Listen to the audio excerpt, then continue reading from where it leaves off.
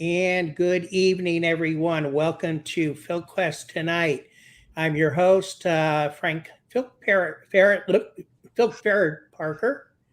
Getting your And time tonight, jumbled up. yeah, I know it's like I could be a parrot head and Jimmy Buffett would be over on the other side. So tonight we have with us Keith Brinegar. Did I get that right? Because I've been practicing that. Pronounced, think of the word vinegar. Brinegar. I thought that's what I said. Yes. Oh. It's okay. It's okay. I've been called a lot worse.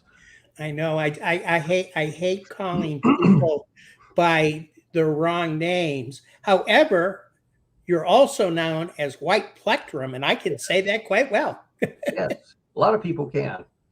A lot of people can.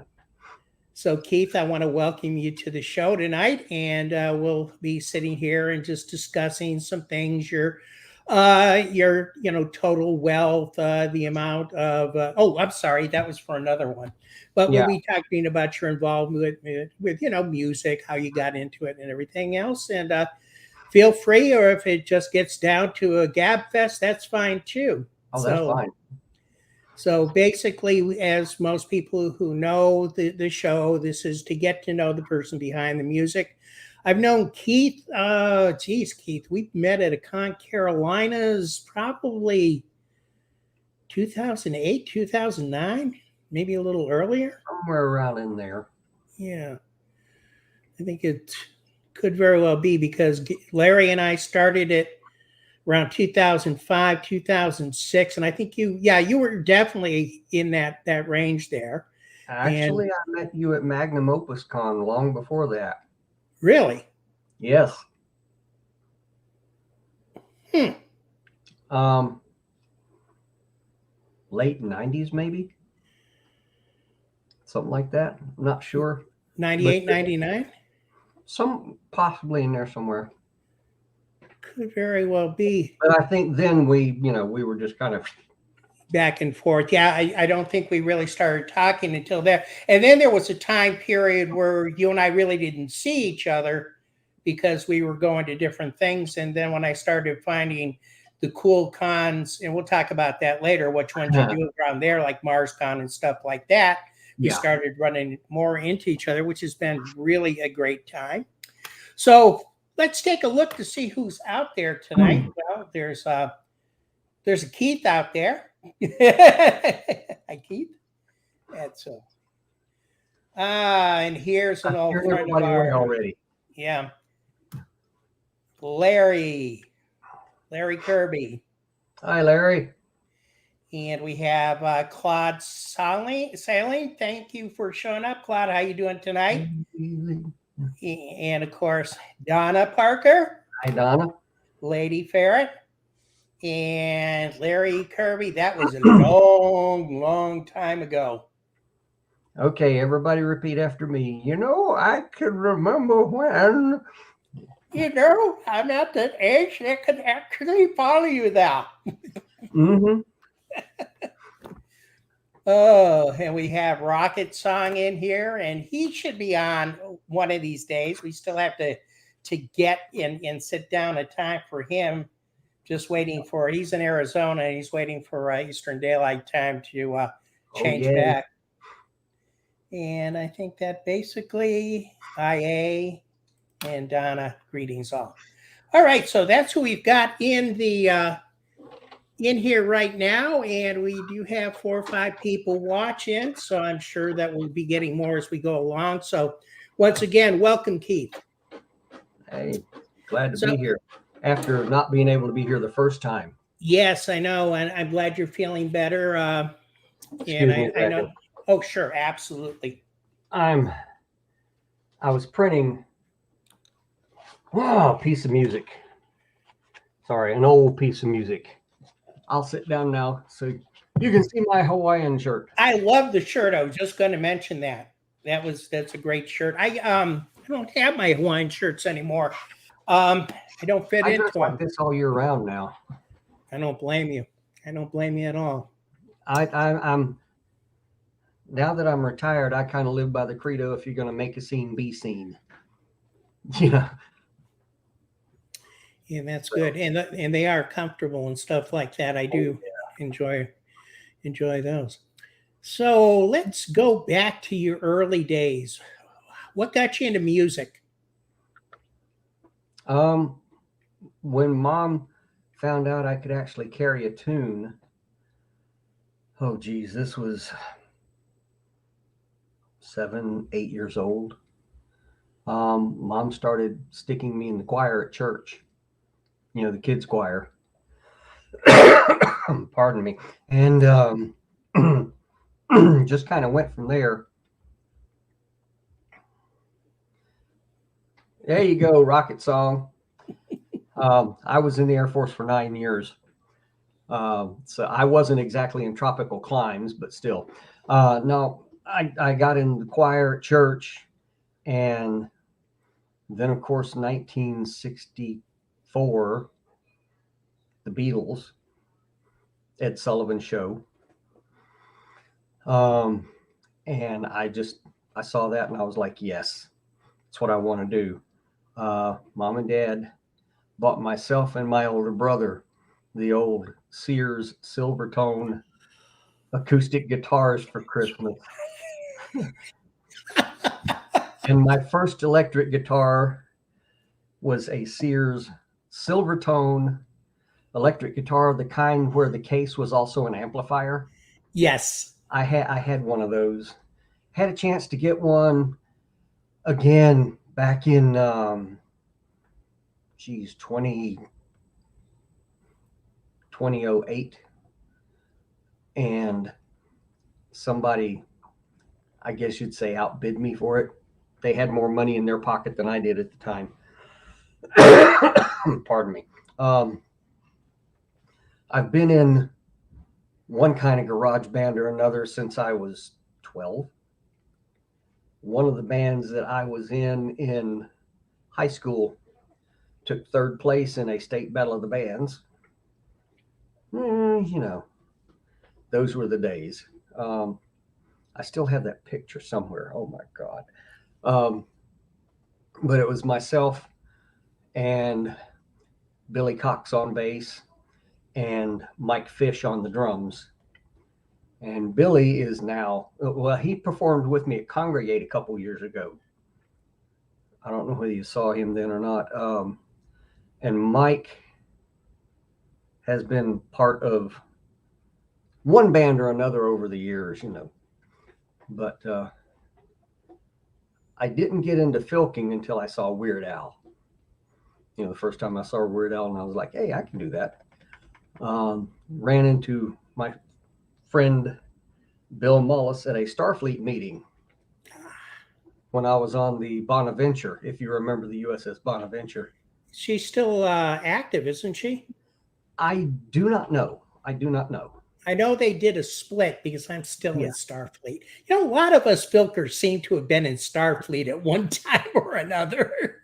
I'm a retired fleet captain. So, I got out of Starfleet a long time ago during the, I'll just say it this way, during the McGinnis debacle. Yes, and I started in 93 with the USS Intrepid II in Chicopee, Massachusetts, Region 15, and Al Radovich was my RC, and they used to have so much fun together. Oh my gosh. Well, I ended up being captain of the USS Aristarchus and moved away from that area and then became captain of the USS Edgar D. Mitchell. And Les Rickard was my first officer. Mm-hmm. I know Les.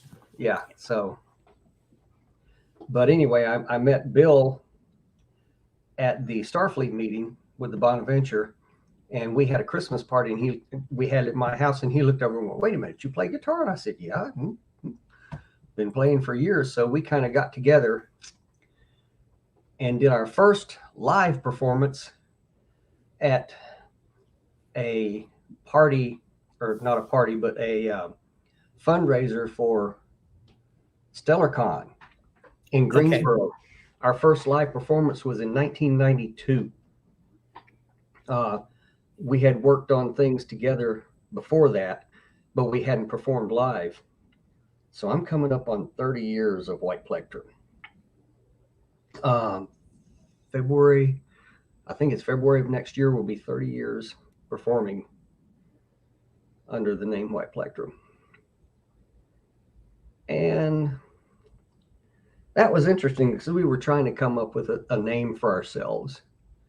And one person, I think it was even less, that suggested that we go by the name Billy Vanilli. Yeah. Two old guys was suggested, and it just so happened we were rehearsing at my house one evening. And we were just goofing around trying to figure out what to do. And I picked up my guitar pick and I said, I have my White Plectrum. And Bill picked his up and went, and I have my White Plectrum. And we both looked at each other and went, there it is. There it is. So, the performance we did was at the Loggerhead Brew Pub in Greensboro, which doesn't exist anymore. The Loggerhead, that is. Greensboro is still happily running. Pardon me. And we recorded it that night. And that was our first tape that we put out, our first album, entitled Insert Appropriate Title Here. As we were trying to figure out what to call it, and Bill had made the label up, made the Plectrum logo, labeled the songs and everything, and on the spine he had put in parentheses, insert appropriate title here.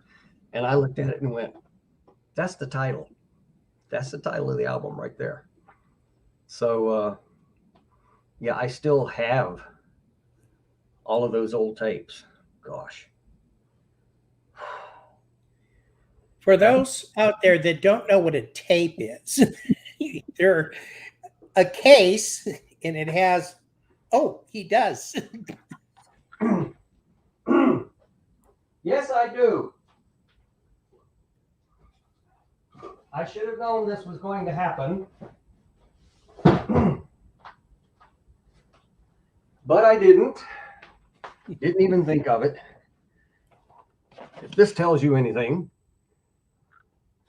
Let's see. Yes. Can you... Oh, that's White Plectrum. Wow. Yeah, there's the first tape right there from way back when. The next one was done live at YagerCon 6, and using, we were all joking about Mr. Chekhov at the time. So the title, or the album was titled Don't Give Up the Sheep. And the cover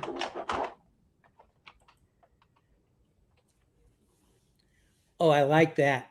Don't give up the sheep. Yeah. Over the years, we've done several together, and then we did. Bill moved to South Carolina and got married, or it's kind of the other way around, anyway. And when I told him I was going to continue solo, the one thing he said to me was, "Don't embarrass me." He said, "That's all I ask. Don't embarrass me." So I think I hope I've done a decent job since then anyway. Have you ever caught up with him to do I've spoken to him since then, and he's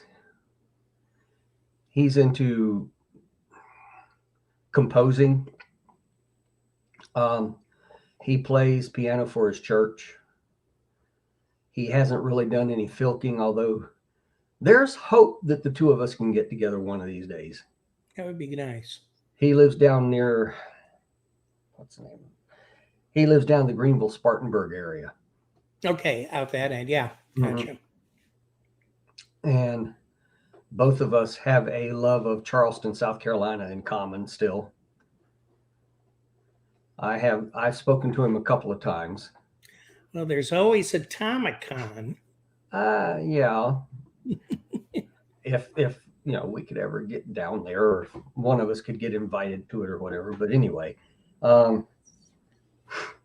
yeah, he's still known as KODB. Well, I happen to know the person that runs the Filk there. That would be interesting. Of course, the only thing I can offer you is a dinner. But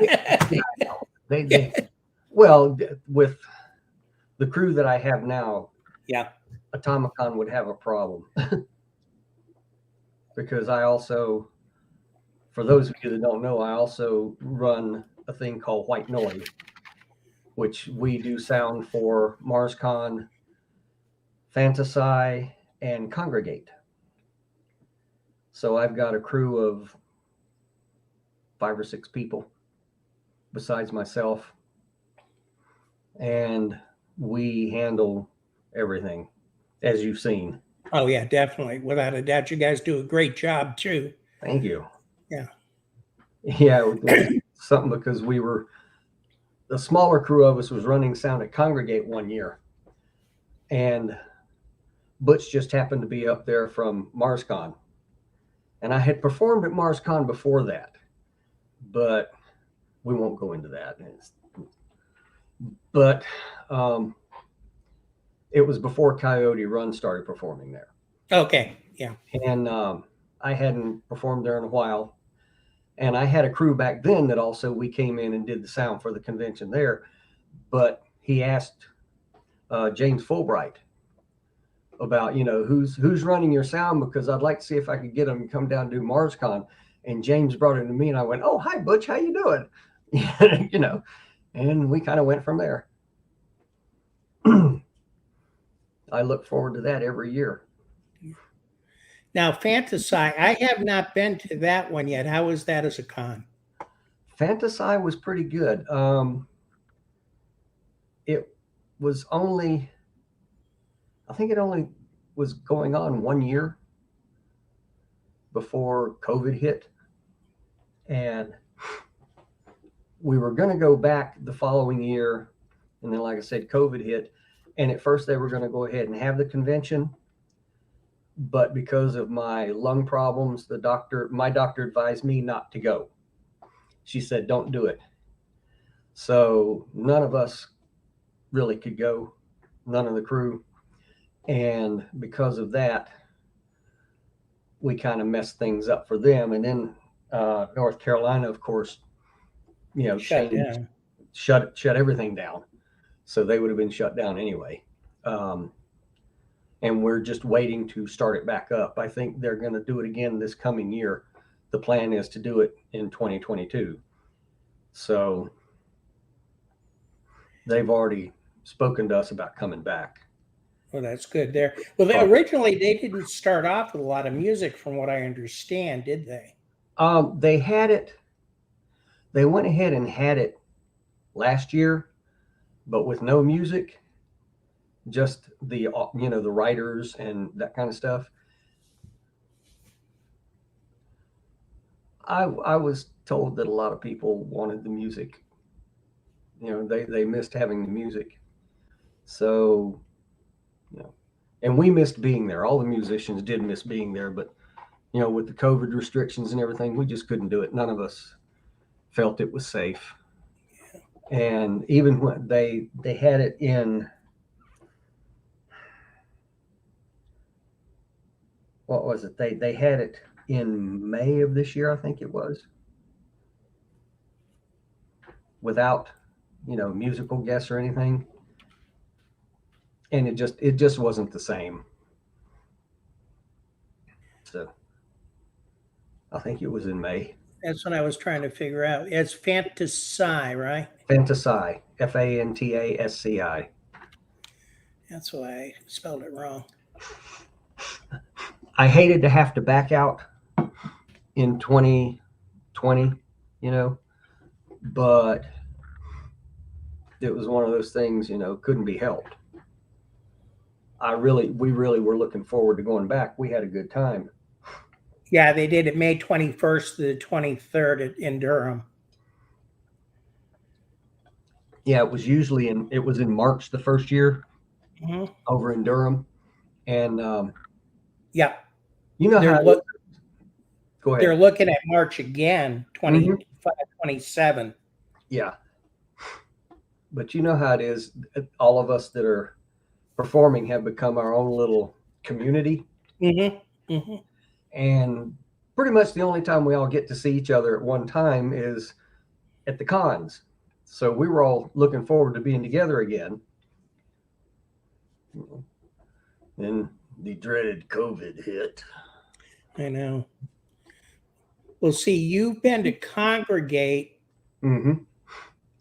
See, Larry and I have been to Atomicon. Well, the three of us have been to Atomicon, and Con Carolina's and Congregate. So, you've only been to Congregate right now, right?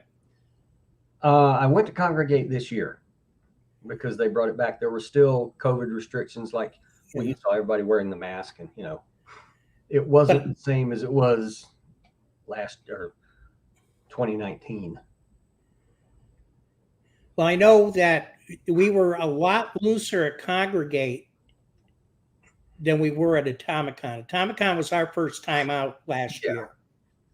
And everybody had to be masked unless you were performing, and we made sure we were far away from everybody. And then Con Carolinas was a little bit more. Congregate was a little bit looser, but there was still some mask restrictions to that, if I recall. And because I remember you guys at the sound booth when we were in the auditorium, we weren't really wearing masks at that point. Well, all of us on the crew have been vaccinated. Yeah, we were all vaccinated by then, so we knew, we could interact with each other. Yeah, we pretty much were there too. I think everybody at that con pretty much were vaccinated. Yeah, that was one of the things about the convention was if you were not vaccinated, you had to wear a mask everywhere. There were certain places you couldn't be. So most of the people that weren't vaccinated didn't come for that reason. And I mean, it was their choice. But I think we did well. I think everybody did well at the convention. Everybody, did what they were supposed to and took that into account. Thank you, Captain Baxley. I swear that picture looks like, oh gosh, Alan. I think I know what you mean.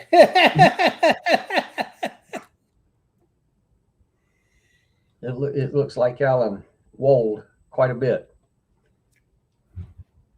I was going Alan, and you know how sometimes the name just escapes you. And you've known the person for years. Oh, yeah. In fact, Alan tells me he's one of White Plectrum's biggest fans. He would come in. He would be upset if they scheduled him to do a panel or something opposite when I was on stage, which. That's the hardest thing about conventions. And that's why I like the smaller conventions, because you don't get as much conflict as Dragon Con or a World Con or something like that. But I was actually supposed to play Dragon Con one year and it fell through. And I don't know all the details behind that other than just everything just didn't connect properly or whatever. I don't know. But I was looking forward to that because everybody had been telling me, you got to go to Dragon Con. You got to go to Dragon Con. I still haven't been. I haven't been either. And, Now, one of the questions I do have for you. Uh-oh. Yeah, is how come you've never been to a pure Filk convention that I know of? Never been asked. Okay, I was just curious, like either the Filk or someplace along that line. Never got the invite, and with when we were kind of in our heyday, we were doing a convention every 6 weeks to 8 weeks, so we didn't have a lot of time in between for stuff because, let's face it, everybody had mundane jobs, everybody had work, everybody had families, and doing a convention, every 6 weeks can wear at you. Absolutely. So then when things started slowing down, and now I'm, like I say, doing just 3 a year, which is fine with me.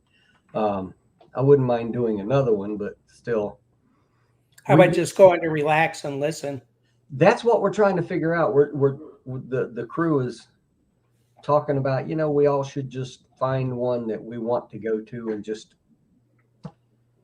hang out as congoers instead of working it. Yeah. I think that you might take a look at something like a Filk or something like concertina or something, because it's all filters. Everybody just sits and listens to music all day, like we do anyways. Yeah. And then get in circles at night and just play circles and stuff like that. And everybody just relaxes.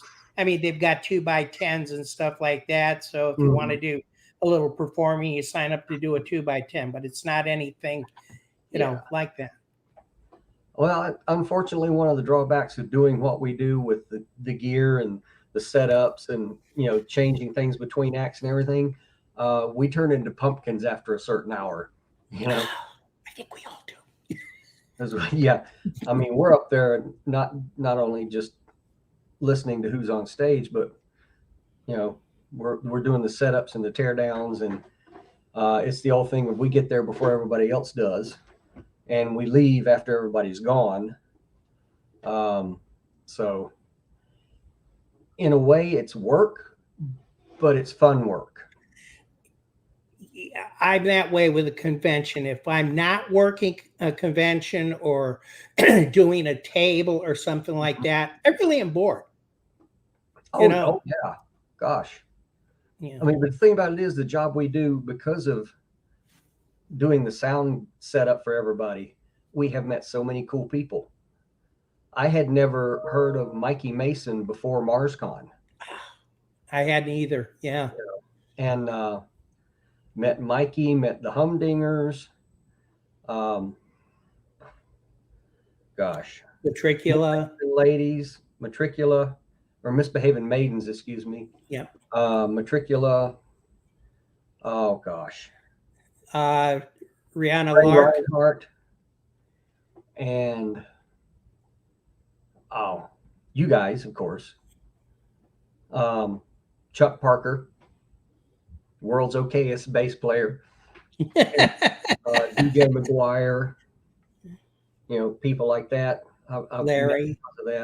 Larry, yeah. Oh, Larry goes way back. Yeah. So, and I'm trying to remember, there's another group. Dimensional Riffs. Bingo. My brain is running out of energy. I know how that goes. And I just wanted to let you know, we usually go for about an hour, but if you need to take more of a break, that's okay. No, I'm fine. Okay. Just want to make sure. Me. Yeah, I know you. You know what I'm going through right now. Yeah. I'm not exactly 100% yet, as you know, but I figured let's go ahead and do it while I can still talk, at least. I might try to do a song here in a little while, but it's entirely up to you. If so, that's fine. If not, that's fine. Geez. But you were saying, how did I get into this? Oh yeah, you probably saw my dog go by. Oh, I thought it was a cat. Oh, I didn't see it completely. That's my boy Charlie. I've had him since August of 2019. Wow. He's a Okay. rescue dog. He's an old feller. But anyway, yeah, I've wanted to do music all my life. Music to me is kind of like breathing. It's hard to live without it. And you and I probably go back to some of the same musical roots way back when, because the Beatles were the first group that inspired me to play. But I can remember hearing people like Les Paul, Mary Ford, Buddy Holly, Richie Valens, Big Bopper. Used to be the Porter Wagner show with Dolly Parton on TV. Yeah. Yeah. And, that kind of stuff. And for people that are younger, Willie Nelson used to have a TV show in the late 50s, early 60s. Oh, geez. Yes. Yeah. So he was clean cut, had his hair slicked back. He wore a suit and tie. Doesn't seem like the same Willie, does it? Can I tell you a quick story about Go Willie? ahead. Donna and I, 2 years ago, before this all went down, Valentine's Day, I got to see somebody I've always wanted to see in concert, Arlo Guthrie. Oh, boy. So we went to the Blumenthal in Charlotte, and before the show actually began, we were talking to the first band, which was called Filks. Okay. And it was two young ladies. So we were sitting there talking and everything else. And all of a sudden they get on stage. And I realized one of them is Arlo's daughter. Yeah. Oh, yeah. And we're sitting there. And I had told them a little about Filk and stuff. And the other one was, wow, I got to check that time. Come to find out, the second one was Willie Nelson's daughter. Oh, boy. So I showed both them Filk and discussed it. I went, cool. But anyways, back to you. Oh, yeah. You've infected them now. Yes. They're one of us. One of us. One of us. Well, well, you're like me too. We've met so many interesting people, not just musicians, because of the conventions, but I have actually performed with Richard Hatch. Oh, he was great. I'll tell you. I have a copy of he and I performing together on stage, a little song called "The Great War of Magellan." I need to see that. I don't have the video of it. I have the audio. Even the audio is fine. Yeah, and what it was before the revamped Battlestar Galactica came on, he was attempting to buy the rights to do a continuation of the old Galactica from Universal. I thought he had done that. No, he was trying, but he was also working on another thing called the Great War of Magellan. Okay. And it was a Battlestar Galactica like thing, going on, epic space battles and big, whole thing. Anyway, we wrote a Filk when he came to Rising Star in Virginia one year. And while he was there, we wrote a Filk about the Great War of Magellan, because he had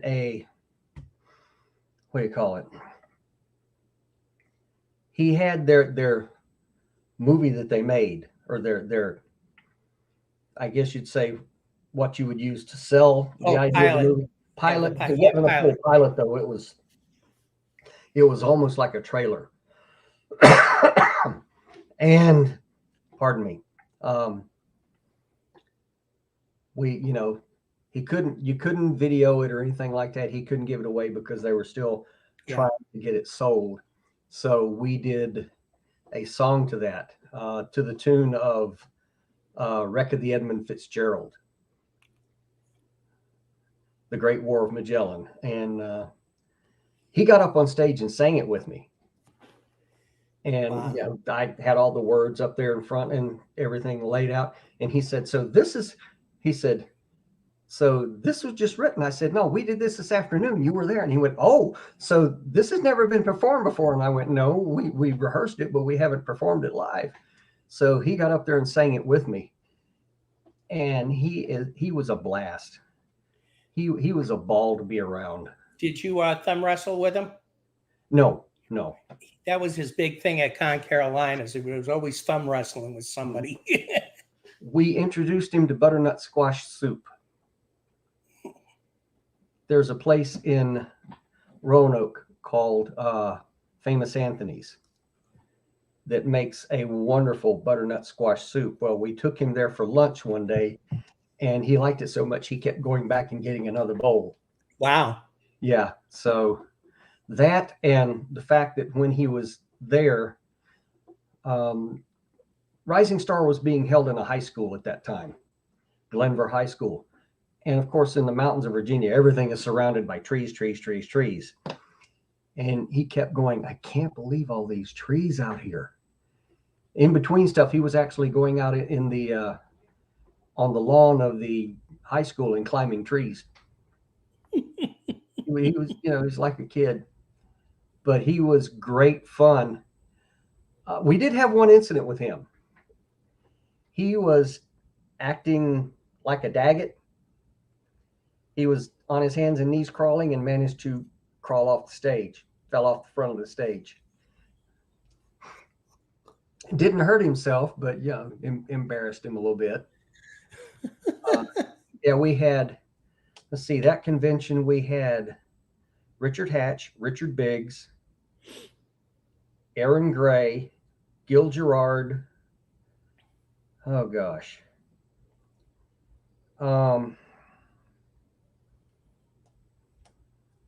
Julie Caitlin Brown, and trying to remember her name, Maggie Egan. Okay. Maggie Egan from Babylon 5. So we had all of them there together. And I remember talking to Julie Caitlin Brown. And she asked me, you know, what do you do before you go out on stage? And I said, well, I have a little prayer. And she says, what's that? I'm like, Lord, please don't let me screw up.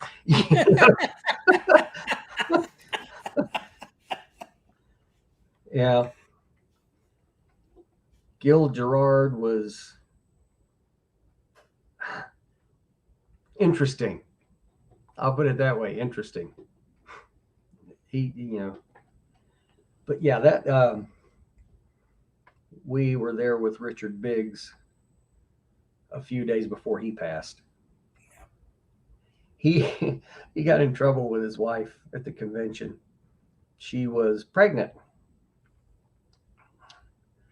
And he called her up, you know, he promised her he'd give her a call. Well, he called her from the stage on Saturday night. He called her while he was on stage. Oh, I heard you tell this, but go ahead. Yeah, he called while he was on stage, and he told the audience, everybody just don't say anything. And he's talking to her, and he's like, yeah, honey, yeah, I'm having a great time at the convention. Yeah, you know, everything's fine. We're doing real well. Somebody wants to say hello to you. And the whole audience went, hi, honey.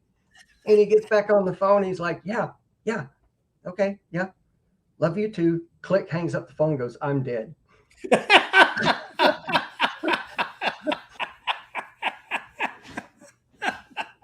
Oh, he freaked me out because I did a filk that we wrote years ago called The Ballad of Babylon 5. And in one of the verses, it goes down through all of the characters, and it comes to him, and he is referred to as the doctor guy. I don't know, when you're on a stage at a high school and they have the Klieg lights on, you can't see anything past the front of the stage, right? No, I've been in that case. Yeah, I know exactly. Yeah. He had gone off stage. I figured he was out doing something, whatever. What he had done was he had gone around to the back of the auditorium and come in and sat down and was talking to a couple people. I did that song, and it got to the part where I said the line about the doctor guy. And out of the darkness, I hear, "Yes, I love that guy." I almost fell off the stage. He waited for that moment to do anything. He was truly fun to be around. Do you find that the older conventions were less strict, not strict, but more fun than some of them today? I mean, just think of it. You're in a high school auditorium and you've got people like Richard Hatch and that. I mean, I don't think you could get away with that today. I don't think people would flock to it like they did. Well, first of all, this is back in the late 90s, early 2000s.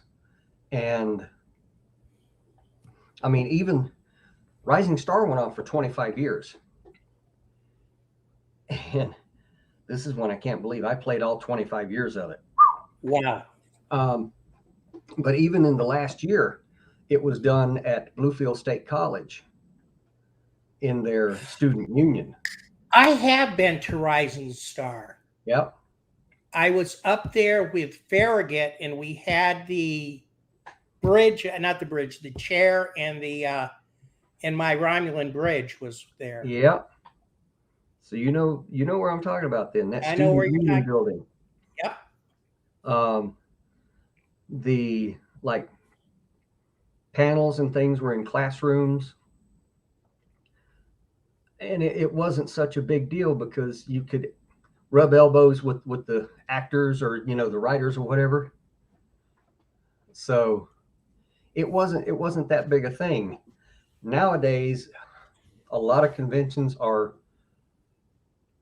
big money making things, and it's a thing of what big name can we get, what big draw we can get. Who's our biggest get. It's I hate to say it's greed, but well, it's what is it? It's like Dragon Con. That's run by a corporation. Oh yeah. The cons like Rising Star and a few others. Stellar Con was run by the UNCG. God, what was their name? I'm trying to remember what the name of the club was. It was basically the sci-fi club at UNCG. Yeah.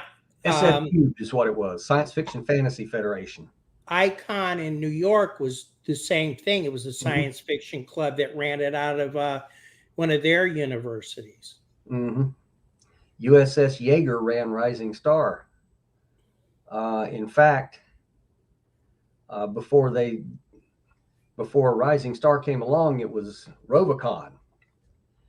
And Rovicon kind of split in half, and Rising Star was born because the guy that was running Rovicon, Dr. Fred Eichelman, had so many big guests coming that it was more of an autograph thing than anything else. Yeah, and it was one of these go by, get the guy's autograph, shake their hand, do whatever, and buy a few mementos. Whereas the Rising Star part of it was the panels and the music, and so Rising Star got moved from it started in Roanoke and then moved to Bluefield State.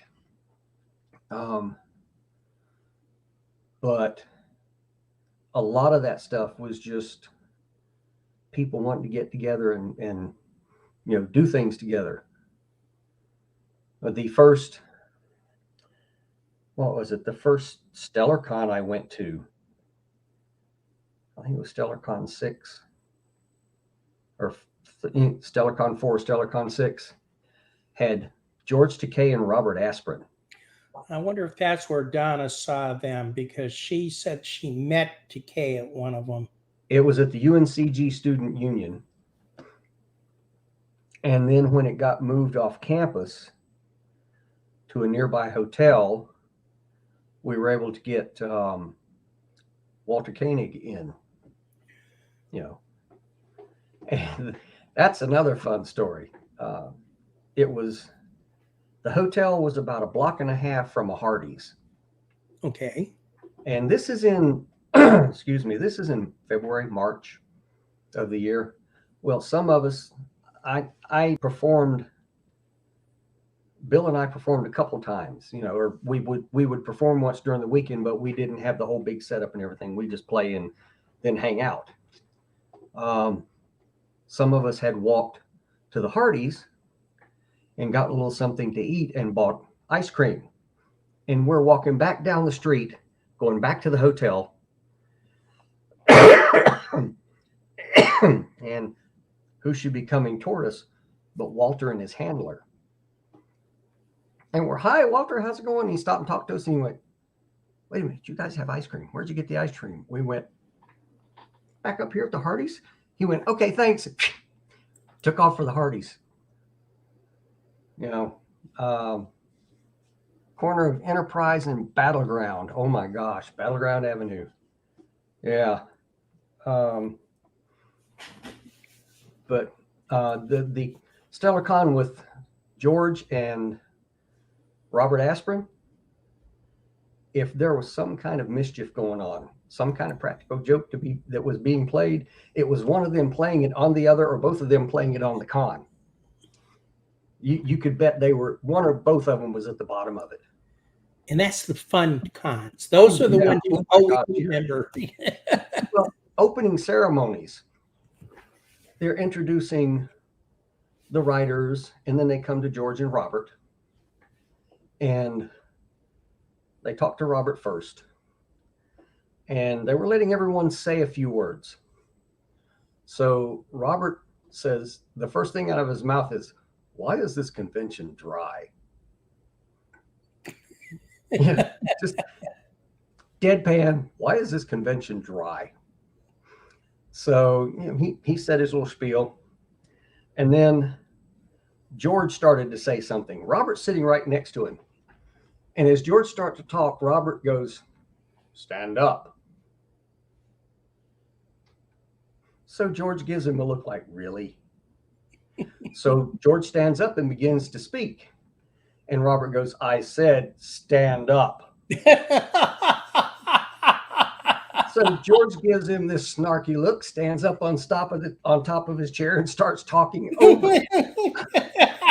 I love it. Yeah, they spent the rest of the weekend, you know, it was when they were writing Mirror Friend, Mirror Foe together. And of course, it was part of the thing, but they were snarking at each other all weekend about one thing or another.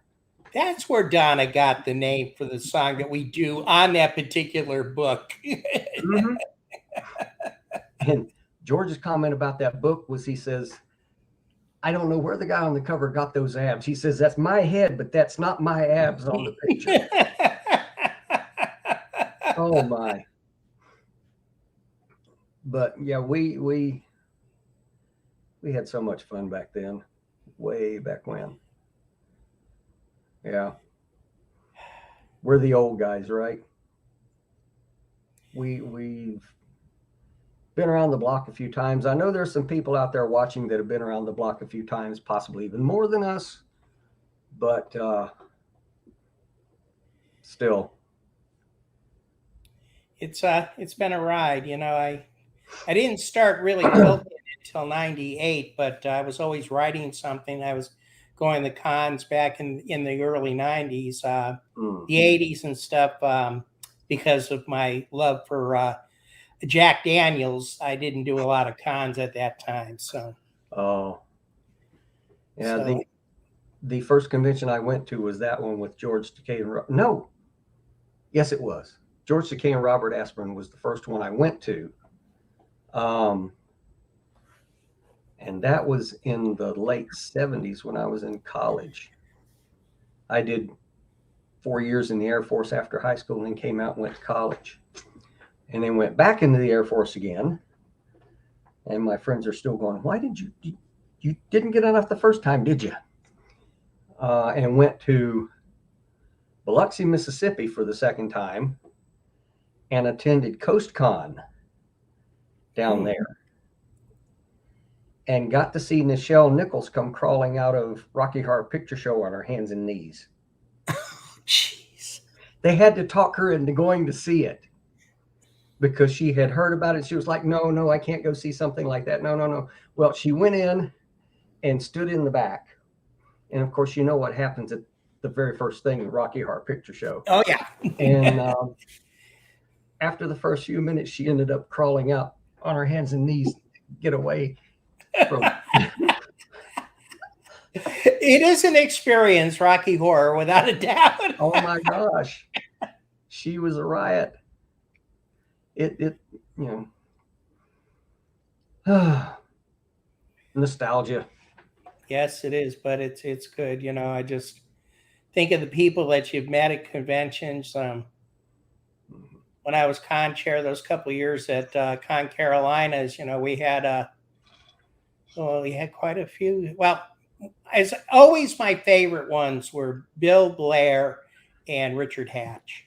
I always enjoyed seeing Richard, and I still keep in contact with Bill Blair. I say hi to him every once in a while. I always wish him a happy birthday. You know, he's a great guy. I think he was. I didn't talk to him this year because he looked so busy, so I just let him there. But he's a good guy. Good guy. And now when it comes to the filking, used to be people would get together at a convention and do maybe one or two songs. When it was kind of a new thing. Now we have whole concerts. Yeah. Different groups coming in and different, I guess you'd say, definitions of what filking is. I mean, Mikey terms his as filking and all of his is written by him. Mm-hmm. Whereas the stuff I've done is more along the lines of Weird Al. And I know you guys have written some original stuff. The music has evolved a lot. So. The music has gone from being just simple and a few people getting together and singing something here and there to what it is now. It's kind of like rock and roll started out as a simple 3-chord progression, and my gosh, look what's going on now. Yeah, Crosby, Stills, Nash and Young could always play their songs 3 chords. Mm-hmm. Crosby, Stills, Nash, Young, Merrill Lynch, Pierce, Fenner, Smith, Sacco, and Vanzetti, right? Sounds good. And you know where that came from? No, I don't. Where did that come from? George Carlin. Really? George Carlin was talking about people performing somewhere, and he's the one that came up with that whole spiel about, Yeah, that's another loss. George Carlin, used to love him. Arlo, by the way, you did know that you were talking about Arlo Guthrie. You did know that he bought the church. Yes. They talk about an Alice's Restaurant, and now it's a cultural center. Mm-hmm. The neat thing about that is my original roots come from Western Mass. Okay. So I'm out in the Springfield, Wilbraham area, that area. Well, I didn't realize it, but Arlo actually lives a little bit further up into the Berkshires in a little town called Washington. And years ago, I was a salesman selling nuts and bolts back in the days before I went into manufacturing to make money. And I used to go by his house all the time. And I always wanted to stop in and say hello. But it's a nice little, regular country house. Mm-hmm. And I'll tell you, yeah, I've never seen the church, but I know that he is up in Stockbridge, and Stockbridge has very near to it is Tanglewood, and Tanglewood is the big place for all the festivals and stuff. And I saw the Iron Butterfly in concert do Inagata Davida, and they had a 20-minute drum solo. Wow.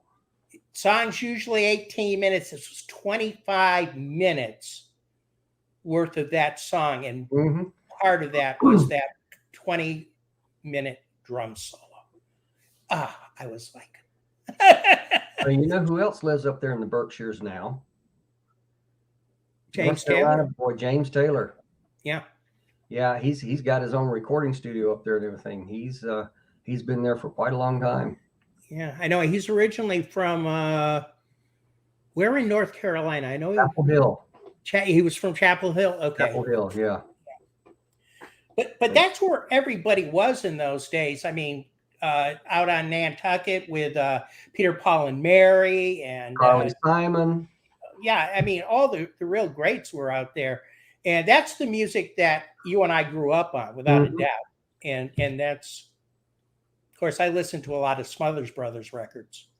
I have 4 original Bob Newhart albums. Love Bob. The old vinyl. Now, before I forget it, a friend of mine, Chip Miles, known as the Bear, we are working on a podcast. We're working on getting it together. We're in the initial stages right now, but it's called Stuff You Don't Know About Music. Oh, cool. Where we delve into not just the artists, but where they began. A lot of people don't know a lot about the producers. People like Tommy Iommi or Clive Davis. Oh, okay. Or, gosh, I'm sitting over here with the DVD right over here, and I can't even think of his name. But anyway, or people like Nile Rodgers on the guitar. You've heard of Laurel Canyon? Yes, I have. Laurel Canyon is where people like the Mamas and the Papas, the Beach Boys, David Crosby, Stephen Stills, Graham Nash, all these people used to live and get together and perform. And they all lived in the same neighborhood as Roy Rogers. Oh, the Sons of the Pioneers. Well, here's the thing. Roy Rogers, this is a small piece of trivia that a lot of people don't know. Roy Rogers was asked to be the closing act at Woodstock, and he turned it down. I never knew that. Yeah, he wow. turned down. And his reason was, and I quote, his reason was, I'm not playing for those damn dirty hippies. And the song they wanted him to sing was Happy Trails. Really? They wanted him to close out Woodstock with Happy Trails. Actually, I would have loved to have seen that. He was going to go on after Jimi Hendrix.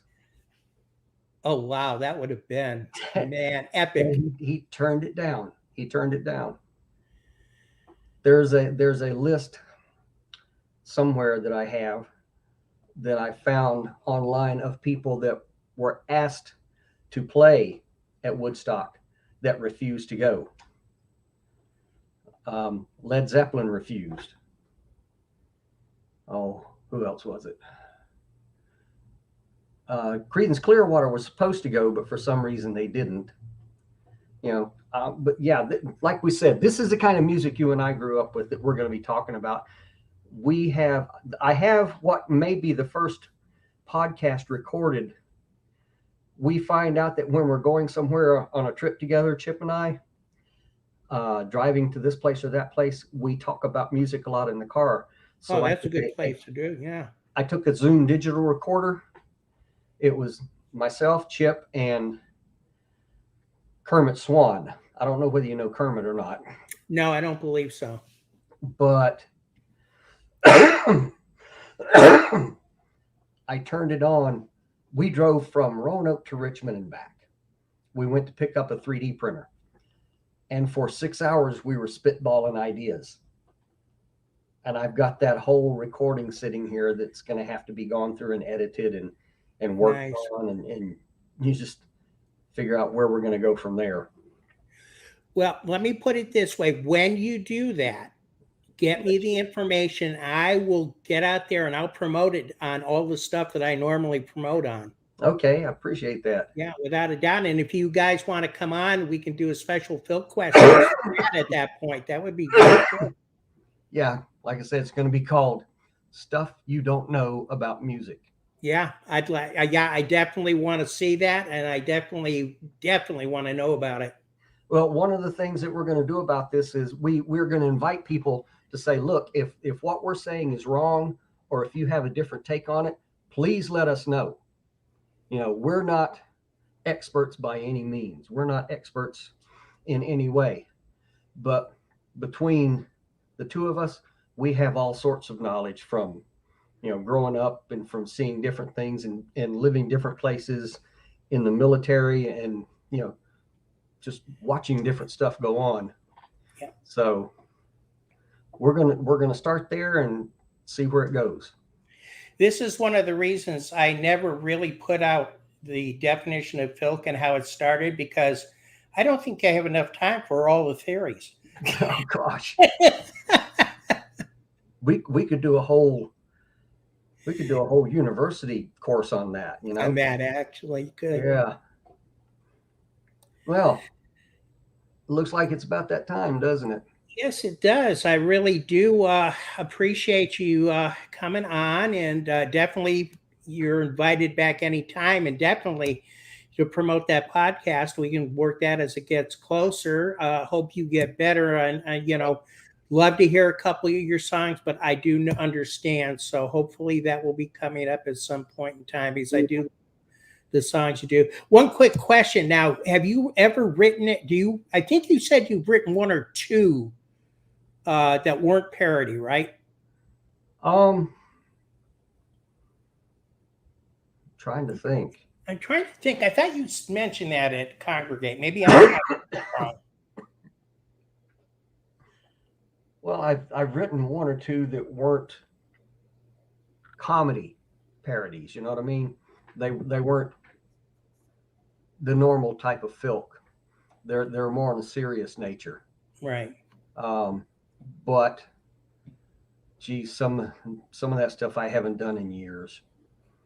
We're hoping that this gets better so that I can lay down some of these tracks before it gets to the point where I can't sing. I hear you. Yeah. But when it gets to the point where I can't sing, I'm going to try to keep on doing the sound tech stuff, you know, on that side of it, so I can at least hang out, see people, you know, do whatever, maybe even help write a song or two. You know, but like I said, I've been doing White Plectrum for it. In February, it'll be 30 years. 30 years of performing. It's an accomplishment. I think that's a good run. You know, I've had fun doing it the whole time. I really have. It's been something that I've enjoyed doing. It never became a job. No. When that was something that Bill said, when what you're doing as a hobby gets to be work and you start thinking of it as work or as a job, it's time to stop doing that and move on to something else. Right. And so far, while we do work hard at it when we do the conventions with the gear and the setups and everything, we love every minute of it. We love it so much. And I've loved doing it. I truly believe I do have a video of myself performing at Technicon 24, I believe it is. Okay. Somebody came in, one of the people that runs it came in with an entire video truck and recorded my concert. Nice. But I do believe in what Garth Brooks said. He said one of the most satisfying things in the world for a performer is to have the audience sing the songs right back at you. And I've had that happen so many times. I've had that happen at big conventions and small conventions. And you know what I'm talking about. The Oh, yeah. feeling you get when people are singing your songs back to you and they know the words better than you do. Yeah. I'm just thinking, you know, and the shticks that come out of it, you know, I mean, people throwing red shirts when I'm doing Captain Bravo Oh God. and things like that. And oh yeah, I mean, yeah, and I know, and I mean, like, Oh gosh. Jones the cat. Jones the cat. One of my finest moments was making Bill laugh during a song. Bill was always very serious about doing our music and ready to do this and everything. And we were doing Jones the Cat, in fact. Yeah, Jones the Cat. Okay. And it was right after Hocus Pocus had come out. So there's a line in there talking about the alien that says it ran amok on a killing spree. So we're sitting there playing. And when it came to ran amok on a killing spree, Bill is singing that. And next to him, he hears from me, amok, amok, amok, amok. He stopped dead in his tracks and gave me a look that would melt butter. And then busted out laughing. And I just, yes, my work is done. Larry did that to me in Bravo. That's become part of that song. I used to say, and now there's a harmonica, or imagine a harmonica solo. One day, out of the blue, I did that, and all of a sudden he started going, it stopped me dead, and I just cracked up, and it's been part of that ever since. Bill's the reason during Knocking on Beverly's Door. Yeah. Bill's the reason that we do, or that I still do, the dueling Dylans at the end of it. You know, the Bob Dylan thing. Yeah, we, like I said, having the audience sing the stuff right back to you. I know. Or you start with one chord and they all go, we know what you're playing. Oh, yeah. And there are certain songs that you cannot get off stage without playing. Exactly. You can't get off stage alive without playing. And the audience knows which ones they are. And if they're not in your program, you better put them in there. So this has been fun. This has been a lot of fun tonight. And I'd love to do it again. Yeah, absolutely. Yeah, it's been really great. And I do thank you for coming on. And I want you to get better. I'm trying. I'm doing the best I can, man. I'm not ready to give up on this yet. I know. I got a lot of time left, I hope. Only the good die young. You and I should be called Methuselah. We're not even going to go there. There you go. We're not going to go there. Well, I would like to thank everybody who showed up tonight and those who are going to watch this on the reruns. It's been a blast having Keith with us. I hope to have him back again. And you guys, I want you to have a wonderful rest of the week and be safe out there. And, do something for me this week. Go out and just do something as a random act of kindness to somebody. And don't forget, peace and love. Peace and love, and live long and prosper.